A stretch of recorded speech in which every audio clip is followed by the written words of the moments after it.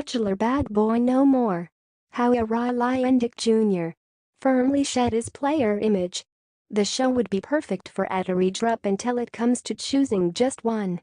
Who could forget the shade ex-girlfriend tossed his way when he was named as ABC's choice to dole out the roses on the 22nd season of The Bachelor?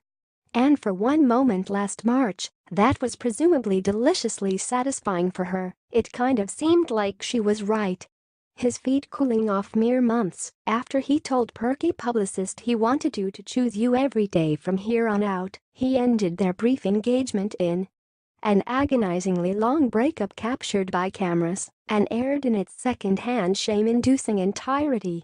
As his now prescient-seeming ex had predicted, choosing just one final suitor at the end of the 8-week process was, indeed, quite difficult for the race car driver, and after agonizing over his choice since the end of filming, he felt quite sure that he'd made a mistake in letting reserved saleswoman go.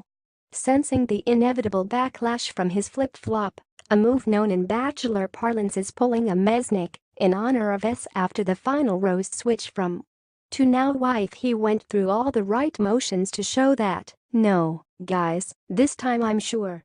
Flying to see Burnham at her parents' Virginia home, he begged for forgiveness and made nice with her family. And minutes after his brutal dumping of Kufrin aired on the finale special, as he was still being crucified on Twitter by the likes of another franchise alum, he knelt before his new final choice with a fresh Neil Lane diamond, telling her, "I not that any of that was enough for the cynics who began placing. Sure, let's see how long this one lasts." For the record, set the over-under at 100 days. Who put their money on forever?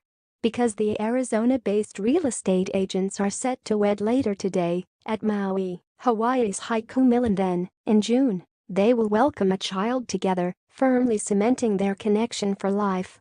Nothing compares, absolutely nothing compares to the moment you find out you're going to be a dad, the 37-year-old wrote on Instagram.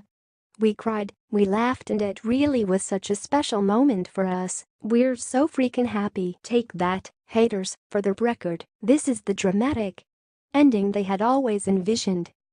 Yes, he'd screwed up, he readily admitted to anyone that would listen, but didn't he get points for trying to right his wrong? His biggest crime was making a decision at all, when it can feel next to impossible to commit to a lifetime after just a handful of outings that in no way represent what real life would be like.